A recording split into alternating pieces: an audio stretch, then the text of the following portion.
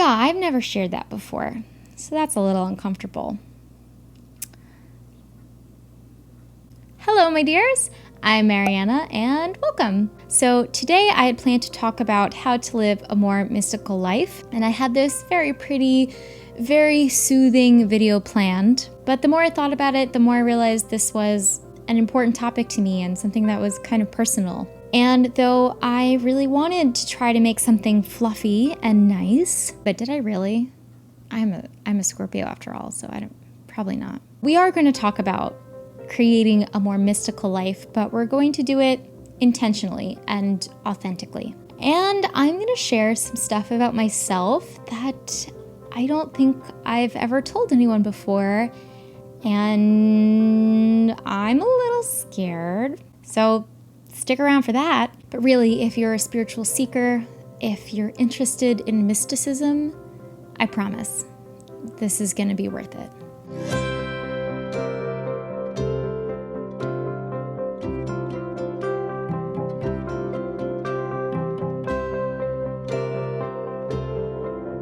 Today, the word mystic has become very ambiguous. It's just applied to anything that's kind of new agey and spiritual. And honestly, it's almost become more of a decorative word than anything of substance. The word mystic now just seems to add like a whimsical, mysterious flair to like the title of a tarot deck or like an Instagram handle. Yeah, I'm guilty of it too, I'm not pretending. But mystics are very much indeed real and have been forever, and they have an ancient history that is deep and powerful and fascinating. And I believe that the mystic's path, in at least some small portion, is available to us all, and so that's what we're going to explore today. So I had to go to the dictionary to get the exact definition of mystic because honestly, I wasn't even quite sure. The Encyclopedia Britannica defines mysticism as the practice of religious ecstasies, together with whatever ideologies, ethics, rites, myths, legends, and magic may be related to them. The Merriam-Webster defines it as the experience of mystical union or direct communion with ultimate reality. Obviously, mysticism is vague and hard to define, because the mystical experience is vague and hard to define. But the cornerstone of mysticism, of being a mystic, is ecstatic communion with the divine. Or more simply, it's the reverent, vibrant connection and communication with divinity. Now, before I go any further, I just want to put like a little trigger warning out there. I will probably be using the word God a lot, but I don't mean a Judeo-Christian God or a male God or anything specific at all. I've tried out a lot of words in my spiritual practice. Goddess, deity, spirit, universe, nothing just has felt quite right or natural or authentic to me. I've just gotten used to using the word that I've used all my life. And you can just see it as a placeholder for whatever word you want to use. So we think of mysticism as being oppositional to orthodoxy, meaning that it's more fluid, more embodied, and breaks away from the strict dogmatic structure of what religion is supposed to be. It's so alluring to us because it explores mystery and depth and allows us to be experimental with our faith and spirituality. We want to touch the pulse of that mystery, like Rumi, the Sufi poet whose entire canon is basically a love song to God. Or we want to witness the glory with our own eyes, like Hildegard von Bingen, who recorded decades of illuminations of God's love throughout her life. These mystics aren't really preoccupied with what God is or isn't. They're not trying to understand the divine as much as they're trying to experience it. And as a mystic, that has to be the center of your spiritual life. So how can we be modern mystics? How can we bring that reverence and mysterious wonder into our lives? So honestly, hot take here, maybe. I think if you have the potential to be a mystic or to follow the mystical path, you're born with that seed already inside you. The stars were aligned. And actually, my brilliant astrologer friend, Christina Farella, I'm telling you, having an astrologer as a best friend was the best decision I've ever made. Christina has told me that there's actually several ways that you could see if you are a potential mystic through your birth chart. For example, if you have several planets in your 12th house, like I do, or a strong Neptune placement, those could be good indicators that you have a natural inkling to live a mystical life. But I don't really know what I'm talking about. So I recommend that if you want more information on this, or if you're curious, go check her out. She can tell you what's what. She's very good. But basically, there's ways to sense if you have that right formula in you. And if you do, honestly, you probably already know. So we're just going to talk about how to pull that out of yourself, how to encourage it and nurture it so that it blossoms in your life. Firstly, explore your understanding of the divine. Be curious as hell about what divine presence is and how it shows up in your life. What's important about being a mystic is that they don't engage with spirituality and divinity casually. It's not just like, I dabble in this and I dabble in that, and that's enough for me. If you're a true mystic, the divine is at the center of you all the time. So really make sure that you take the time to contemplate what you believe. So my best advice is just to read yourself senseless. In ancient times, the knowledge of the mystics was often a hermetic practice. It was kept secret. But today, we have access to everything, so there's really no limit to what you can explore. Get into Jung, read poetry, read other people's mystical experiences, read the classics that make us think about our humanness, investigate and try out new spiritual practices like magic, or A Course in Miracles, or Kabbalah. Be inquisitive and be in touch with yourself. And if you want a book list or recommendations of what to read, let me know that. Put that in the comments. Or you can check out the Mind, Book, and Soul Club, which is a book club I've started for kind of just this purpose. Check that out through the link in the description and see if that's right for you.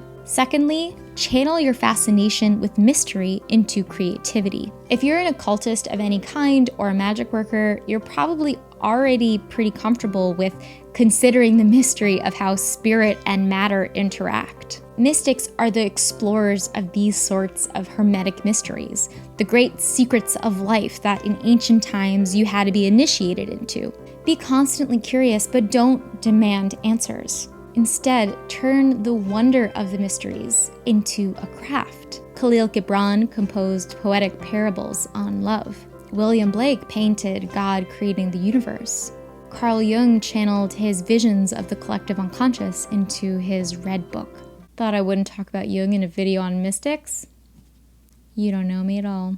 The work of mystics is so breathtaking and important because they transform their awe and curiosity into creation. They make things through inspired interpretation of the experience of the divine. This is why we feel this essence of divinity when we're experiencing their work, because they were experiencing divinity as they made it. Draw, sing, write, make a YouTube video. Whatever you feel drawn to explore, just make sure you're not trying to capture the mystery. You're not trying to literally translate it. You're allowing yourself to be inspired by it. Thirdly, open yourself to ecstatic revelation. This one is both the most mystical and the most, well, weird. By ecstatic, we mean blissfully transcendent. This is essential to being a mystic because it's through these ecstasies that mystics intuitively know God. They become bound to the divine through personal relationship rather than esoteric contemplation. And ecstasies can look like anything. They could be visions, dreams, sensations, or just the feeling of profound love. To open yourself to these experiences, begin a meditation practice. Create a sacred ritual. Speak directly to God. Try out ecstatic dance or join a shamanic ritual. Hide away in the mountains with nothing but your heart and mind. Put yourself in situations where you can encounter the divine. Don't shy away from the strangeness of it, the vulnerability of it. Prioritize presence and receptivity, and mystical revelations are more likely to appear. That being said, mystical ecstasy is not something that you can make happen. I feel weird even saying this because it kind of sounds arrogant to me, and I always tried to approach the divine with profound humility and reverence. I consider myself a mystic. Yeah, I've never shared that before, so that's a little uncomfortable. I think I've always just been afraid that I'd be called crazy. So don't call me crazy, please. But even from my earliest childhood, I was looking for the divine. I wasn't particularly religious. I didn't care too much about church. And I didn't really understand what it was that I was looking for. But I knew I longed for connection to the transcendent. And as I got older, I got more serious about my faith. And when I reached my teenage years, I started experiencing weird moods come over me sometimes. I remember one time walking home from school, and it was a beautiful day, and I remember noticing that it was a beautiful day and looking up and seeing just a little wisp of cloud in the sky, and then I shattered. I was literally struck. I like practically collapsed, honestly. And at first I was just laughing and then I was weeping, and I was all at once experiencing the truth that the sky was God, and that cloud was God, and I was God, and this sidewalk was God, and this moment was God. And I was so immeasurably small inside of all of this, and yet all of this was happening only because I was alive to experience it. And like that, it was gone. And I walked all the way home just like crying and confused. And I was so young. I was only like 16 at the time. And I realized that there was something special about what just happened. And I was and always have been immensely grateful for that experience. I've never for one moment ceased asking the question, how do I bring the divine into the world? How do I interpret it for others?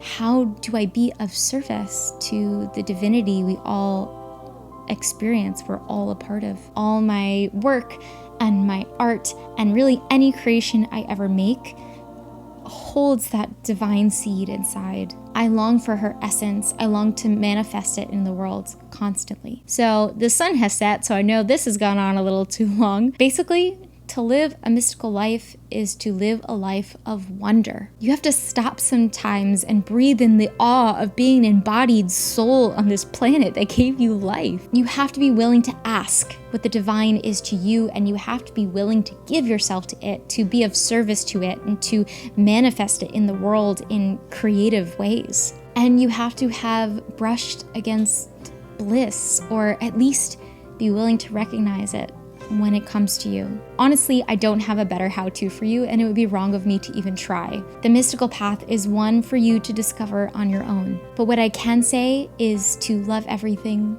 have gratitude for everything, and look for the wisdom in everything. So thank you for joining me for this chat. If you lasted this long, you're very cool, and I think we'd be friends. I know I don't always have the traditional or easy opinion, but I try to speak with integrity and authenticity and clarity, and I hope that that's what you got out of this. So my friends, if you liked this, give it a like. If you really liked this, subscribe. It would mean so much to me. I am growing my channel. It's getting bigger every day, and I am very thrilled for this journey that I'm embarking on and that I'm bringing you with me on, and yeah, it would mean so much to me. Don't forget to follow me on Instagram for daily wisdom and witchery, and consider supporting me as a mystical creator on Patreon. I honestly don't know what the next video is going to be.